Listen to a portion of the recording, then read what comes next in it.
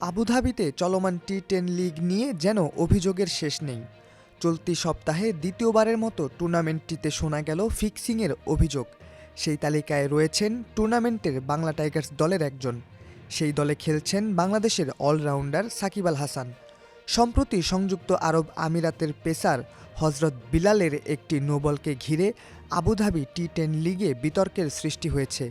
অনেকেই সেটিকে spot fixing বলে সন্দেহ করছেন। আর এবার দিল্লি বুলস ও বাংলা টাইগার্স ম্যাচে ফিক্সিংয়ের ঘটনা ঘটেছে বলে ধারণা করা হচ্ছে। শ্রীলঙ্কান অলরাউন্ডার দাসুনা সানাকা ৩ বলে দিয়েছেন ৩০ রান। তার এমন অস্বাভাবিক বোলিং নিয়েই প্রশ্নটি উঠেছে।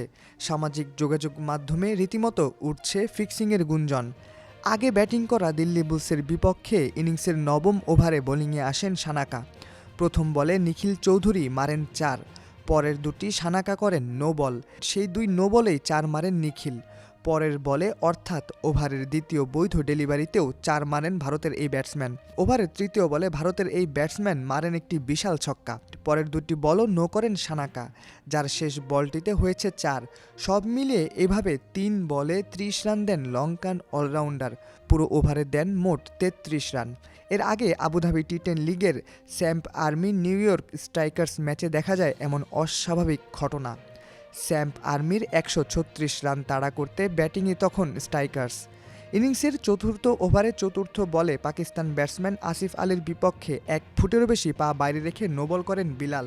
আসিফ অবশ্য বড় কোনো শট খেলতে পারেননি। সেই নোবলে তিনি নিয়েছিলেন ১ রান। বিলালের নোবলটি এতটাই অস্বাভাবিক ছিল যে মাঠে ফিল্ডিং করতে থাকা দক্ষিণ আফ্রিকার অধিনায়ক ফাফ ডু প্লেসি হেসে দিয়েছিলেন।